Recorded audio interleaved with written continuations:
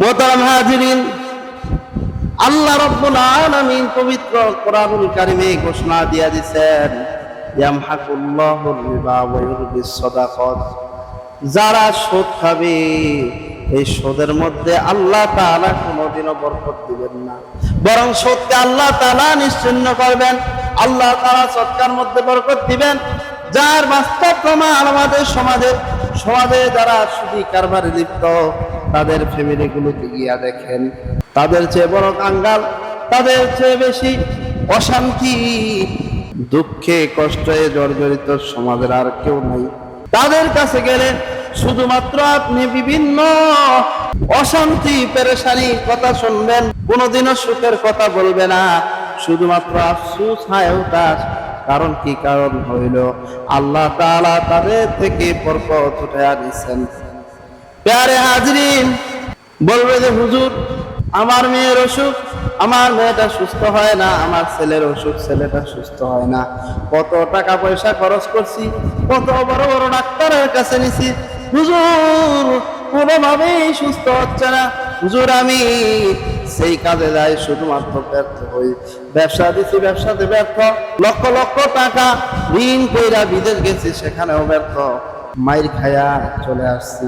প্যারে হাজরিন, মনে রাখবেন আল্লাহ রাব্বুল আলামিন যেই জিনিসটাকে হারাম হিসেবে ঘোষণা দিয়েছেন, সেই জিনিসটার মধ্যে অবশ্যই কোনো সমস্যা আছে। যদি কোনো জিনিস ভালো হয়, পবিত্র হয়, কোনো জিনিস যদি মানুষের জন্য কল্যাণকর হয়, আল্লাহ রাব্বুল আলামিন কোনোদিনও সেই জিনিসটাকে হারাম ঘোষণা করতে পারেন না। আল্লাহ রাব্বুল আলামিন গরুকে আমাদের জন্য হালাল করছেন, ছাগল, মুরগি, পাখি এগুলো আমাদের জন্য হালাল করছেন, কারণ এগুলোর মধ্যে রয়েছে আমাদের জন্য বরকত, এগুলোর মধ্যে রয়েছে স্বাস্থ্যের জন্য ভিটামিন, স্বাস্থ্যের জন্য উপকারী বিভিন্ন উপাদান, এগুলোর মধ্যে আল্লাহ তাআলা রেখে দিয়েছেন। পক্ষান্তরে আল্লাহ রাব্বুল আলামিন মানুষের জন্য কুকুর এবং শুকুরকে হারাম ঘোষণা দিয়েছেন। বর্তমান বিজ্ঞানীরা গবেষণা করা দেখেছে যে এই কুকুরের মধ্যে এবং শুকুরের মধ্যে মানুষের শরীরের জন্য ক্ষতিকর অনেক উপাদান রয়েছে।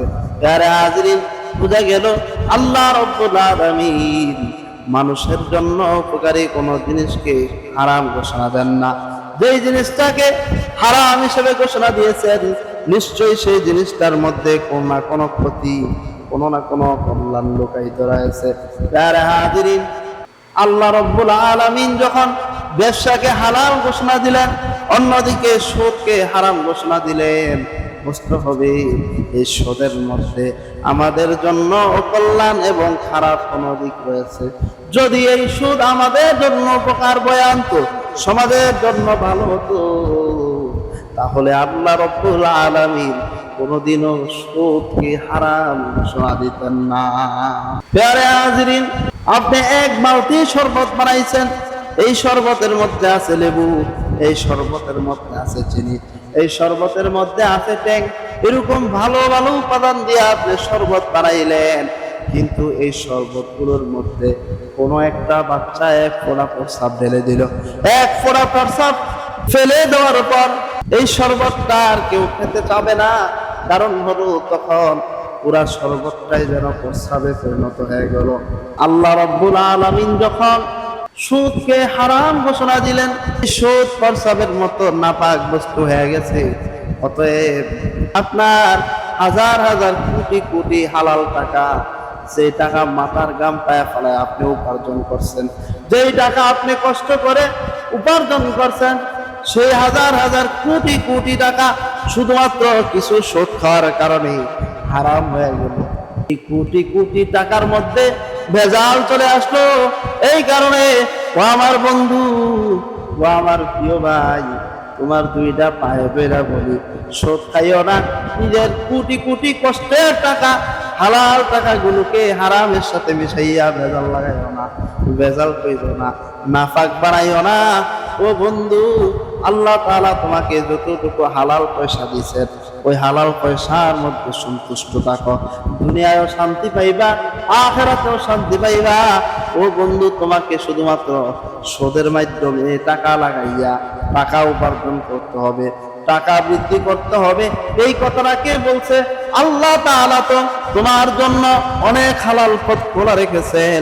ও বন্ধু, তুমি হালাল পথে টাকা উপার্জন করো, হালাল পথে ইনভেস্ট করো, তুমি ব্যবসার মধ্যে টাকা লাগাও, তুমি মুদারাবা চুক্তির মাধ্যমে তুমি শরিকানা ব্যবসা করো, শরিকানা ব্যবসা করে টাকা কামাও, তোমাকে তো কেউ নিষেধ করে নাই। তুমি এইভাবে টাকা কামাইলে দুনিয়ায়ও শান্তি পাইবা, আখিরাতেও শান্তি পাইবা, আল্লাহ তাআলাকে রাজি খুশি কইরা কবরের মধ্যে যাইতে পারবা।